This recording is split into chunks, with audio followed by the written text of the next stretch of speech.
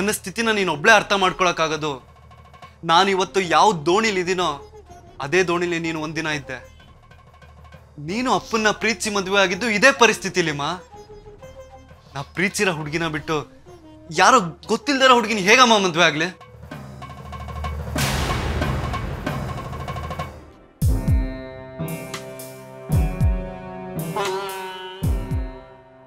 ಚಂದು, ಗೊಂಬೆ ಯಾರು ಎಂಥವಳು ಅನ್ನೋದು ನಮಗ್ ಚೆನ್ನಾಗಿ ಗೊತ್ತಿದೆ. ಎಂಥ ಹುಡುಗಿ ನೀನ್ ಬಾಳ ಸಂಗಾತಿ ಆಗ್ಬೇಕು ಅನ್ನೋದು ನಿನಗಿಂತ ನಮಗ್ ಚೆನ್ನಾಗಿ ಗೊತ್ತಿದೆ. ನಾನ್ ಯಾರ ಜೊತೆ ಬದುಕಬೇಕು ಅನ್ನೋದನ್ನ ನೀವೆಲ್ಲ ಸೇರ್ಕೊಂಡು ಹೇಗೆ ಡಿಸೈಡ್ ಮಾಡ್ತೀರಾ ಅಜ್ಜಿ? ನೀವು ತೋರಿಸಿದ ಹುಡುಗಿಗೆ ತಾಲಿ ಕಟ್ಟಿದ ಮಾತ್ರಕ್ಕೆ ಅದು ಮದುವೆ ಆಗಲ್ಲ. ಮದುವೆ ಆಗೋ ಹುಡುಗ ಹುಡುಗಿ ಒಬ್ರನ್ನೊಬ್ರು ಅರ್ಥ ಮಾಡ್ಕೊಂಡಿರ್ಬೇಕು. ನನ್ನ ಕಷ್ಟ ನನ್ನ ಸುಖನ ಅರ್ಥ ಮಾಡ್ಕೊಳ್ಳೋ ಹುಡುಗಿ ನನಗೆ ಸಿಕ್ಕಿದಾಳೆ. ನಾನು ಅವಳನ್ನೇ ಮದುವೆ ಆಗ. ಅದಕ್ಕೆ ನನಗ್ ಬೇಕಿರೋದು ಅಮ್ಮನ ಒಪ್ಪಿಗೆ ಮಾತ್ರ. ಅಮ್ಮ, ನೀನೇ ಹೇಳಮ್ಮ, ನಾನು ಇಷ್ಟಪಟ್ಟಿರೋ ಹುಡುಗಿ ನಿನಗೂ ಇಷ್ಟ ಇದ್ದಾಳೆ ಅಂತ. ಇಲ್ಲ ಚಂದು, ನನಗಿಷ್ಟ ಇಲ್ಲ. ಅಮ್ಮ, ನೀನೀ ಮಾತು ಹೇಳ್ತಿದ್ಯಾ? ನನ್ನ ಕೈಲಿ ನಂಬಕ್ಕಾಗ್ತಿಲ್ಲ. 20 ವರ್ಷಗಳ ಕೆಳಗೆ ಅಪ್ಪನ್ನ ಪ್ರೀತಿ ಮಾಡಿ ಮದುವೆ ಆದ ನೀನು ನನ್ನ ಪ್ರೀತಿನ ಅರ್ಥ ಮಾಡ್ಕೊಳ್ದೆ ನಿರಾಕರಿಸ್ತಿದ್ಯಾ?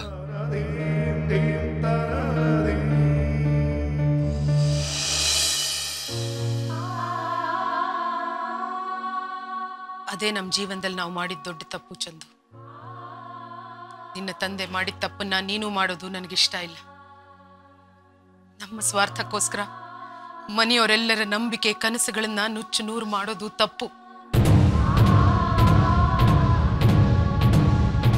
ನೀನು ಕಲ್ಪನಾ ಮಗಳು ಗೊಂಬೆನ್ ಮದುವೆ ಆಗೋದೇ ಸರಿ.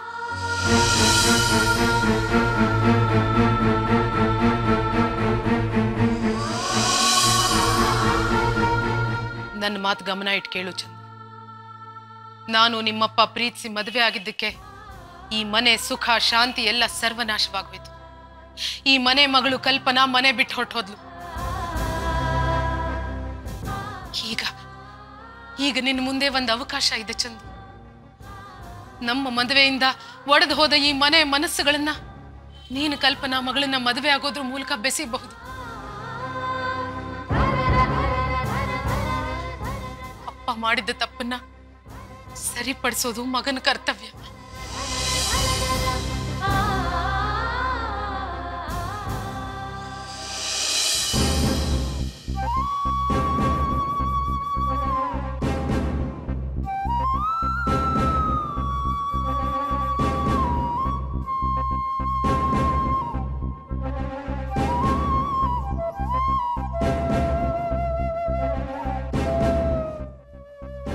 ಚಂದನ್ಗೆ ಇಷ್ಟ ಇಲ್ಲ ಅಂದ್ರೂ ಯಾಕೆ ಬಲವಂತ ಮಾಡ್ತಿದ್ದೀರಾ?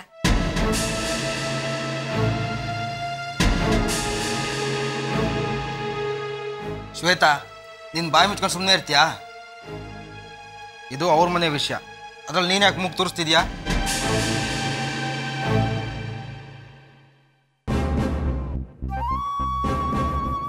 ಈ ಮನೇಲಿ ಎಲ್ಲರೂ ನನ್ನನ್ನು ಅರ್ಥ ಮಾಡ್ಕೊಂಡಿದ್ದೇನೆ ಅಂತ ನಾನು ಅನ್ಕೊಂಡಿದ್ದೆ. ಆದ್ರೆ ನಾನು ಅನ್ಕೊಂಡಿದ್ದು ಸುಳ್ಳು ಅಂತ ಇವತ್ತು ಅರ್ಥ ಆಗ್ತಿದೆ.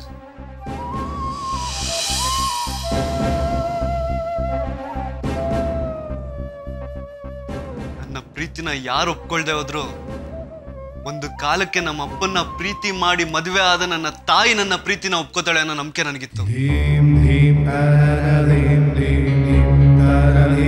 ಆದ್ರೆ ನನ್ನ ತಾಯಿನೇ ನನ್ನ ನಂಬಿಕೆನ ಚಿತ್ರ ಮಾಡ್ಬಿಟ್ರು.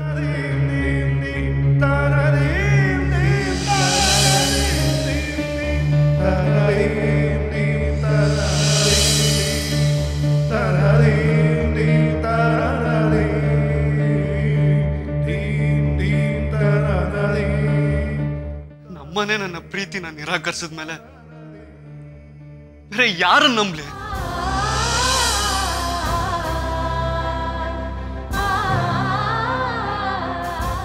ಚಂದು, ನೀನ್ ಯಾಕೋ ಅಷ್ಟು ನೋನ್ಕೋತೀಯ? ನೀವು ಸ್ವಲ್ಪ ಸುಮ್ಮನೆ ಇರ್ತೀರಾ? ತಾಯಿ ಮಗ ಮಾತಾಡಿ ಒಂದು ನಿರ್ಧಾರಕ್ಕೆ ಬರ್ತಾರೆ. ಮಧ್ಯದಲ್ಲಿ ನೀವು ಮಾತಾಡಿ ಯಾಕೆ ಕೆಟ್ಟವ್ರಾಗ್ತೀರಾ?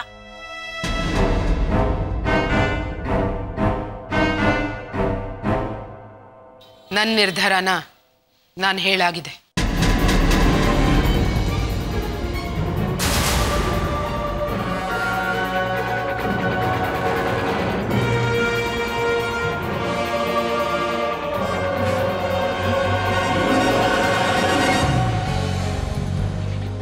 ನಮ್ಮ ಹುಡುಗಿಯ ಕೈ ತೊಳಕಂಡು ಮುಟ್ಬೇಕು.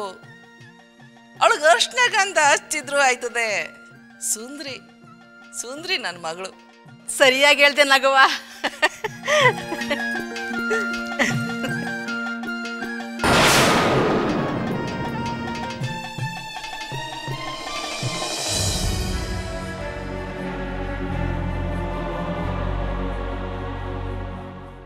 ಸ್ವಿಚ್ ಆಫ್ ಅಂತ ಬರ್ತಾ ಇದೆ.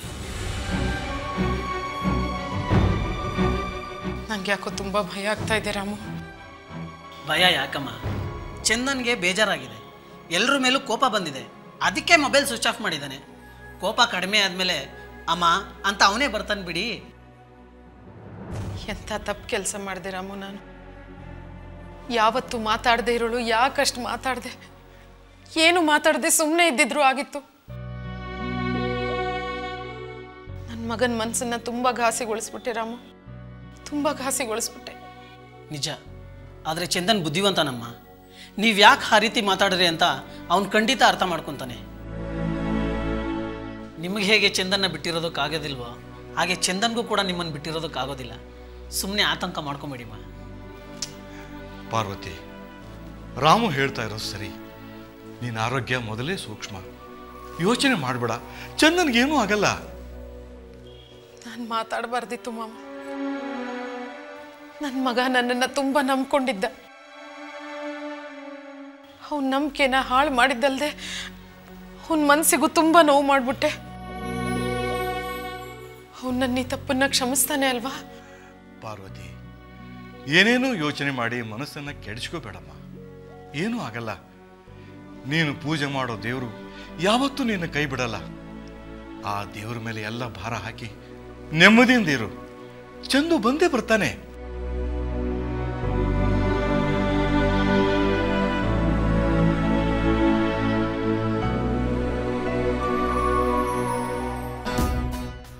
ರಾಮು, ಅವನ ಫ್ರೆಂಡ್ಸ್ ಎಲ್ಲರಿಗೂ ಫೋನ್ ಮಾಡಿ ಕೇಳಿದ್ಯಾ? ನನಗೆ ಗೊತ್ತಿರೋ ಎಲ್ರಿಗೂ ಫೋನ್ ಮಾಡಿ ಕೇಳಿದೆ. ಅವನು ಯಾರ ಹತ್ರನೂ ಹೋಗಿಲ್ಲ ಅಮ್ಮ. ಅವನ ಮನಸ್ಸಿಗೆ ಬೇಜಾರಾದರೆ ಎಲ್ಲಾದರೂ ಒಂದು ಕಡೆ ಕೂತು ಆಳವಾಗಿ ಯೋಚನೆ ಮಾಡ್ತಾ ಇರ್ತಾನೆ. ರಾಮು, ನಿನಗೆ ಆ ಹುಡುಗಿ ಫೋನ್ ನಂಬರ್ ಗೊತ್ತಾ?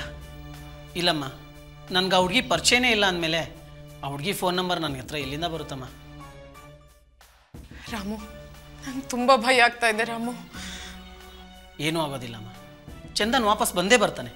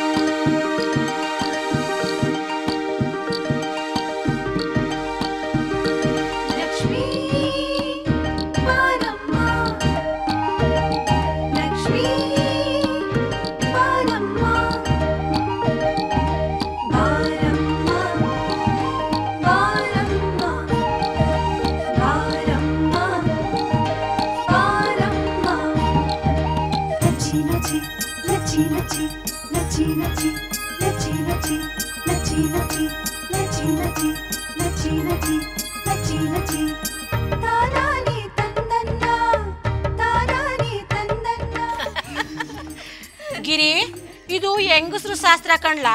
ನಿಂಗೆ ನಿನ್ ಕೆಲ್ಸ. ಹೋಗು, ಆಚ್ಕೋಗಿ ಆಡ್ಕೋ ಹೋಗಪ್ಪ.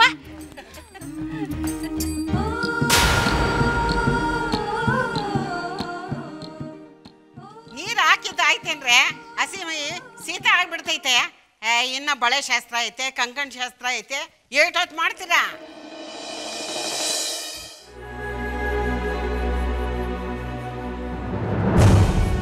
ರಾಮು, ಚಿಕ್ಕತ್ತೆ, ಊಟ ಬಡಿಸು.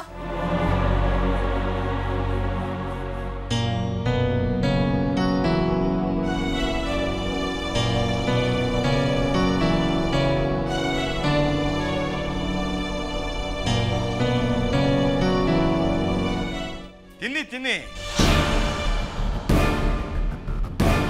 ಹೊಟ್ಟೆ ತುಂಬ ತಿನ್ನಿ, ನೆಮ್ಮದಿಯಾಗಿ ಊಟ ಮಾಡಿ.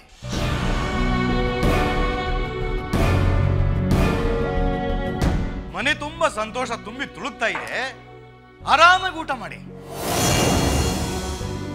ಮನುಷ್ಯರ ನೀವು, ಮನಸ್ಸು ಹೃದಯ ಎರಡೂ ಇಲ್ವಾ ನಿಮಗೆ? ಮನೆ ಮಗ ಮನೆ ಬಿಟ್ಟು ಹೋಗಿದ್ದಾರೆ.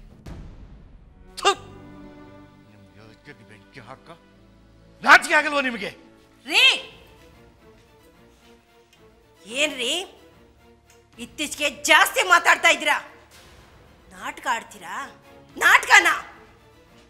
ನಿಮ್ಮ ಮಗ ಅವತ್ತು ಯಾವಳು ಬೀದಿಲ್ ಬಿದ್ದಿದ್ದವಳ ಕರ್ಕೊಂಬಂದಾಗ ನೀವು ಒಪ್ಕೊಂಡು ಮದುವೆ ಮಾಡಿಸಿದ್ಕೆ ತಾನೇ ಇವಾಗ ನಡೀತಿರೋ ಅನಾಹುತಗಳೆಲ್ಲ ನಡೀತಾ ಇರೋದು. ಅವತ್ತು ನನ್ನ ಮಗನ್ನ ಬುಟ್ಟಿಗೆ ಹಾಕೊಂಡು ನನ್ನ ಮನೆ ಹಾಳು ಮಾಡಿದ್ಲು.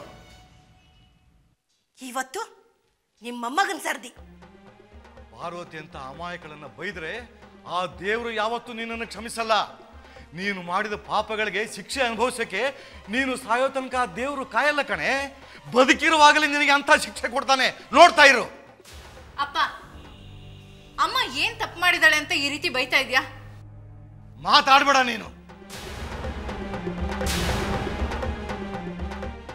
ನಾನು ನಿನಗೆ ಆವತ್ತೇ ಕಲ್ಪನೆಗೆ ಮಾತು ಕೊಟ್ಟು ದಿನಾನೇ ಹೇಳಿದೆ, ಸುಲೋಚನಾ ನೀನು ತಪ್ಪು ಮಾಡ್ತಾ ಇದ್ದೀಯಾ, ಚಂದನ್ನ ಒಂದು ಮಾತು ಕೇಳಬೇಕಿತ್ತು ಅಂತ.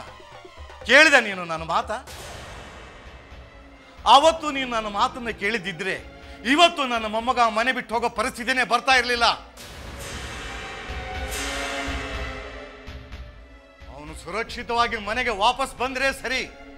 ಏನಾದ್ರೂ ಹೆಚ್ಚು ಕಮ್ಮಿ ಆದ್ರೆ ಸುಲೋಚನಾ ನಿನ್ನನ್ನು ಕೊಂದು ನಾನು ಆತ್ಮಹತ್ಯೆ ಮಾಡ್ಕೋತೀನಿ.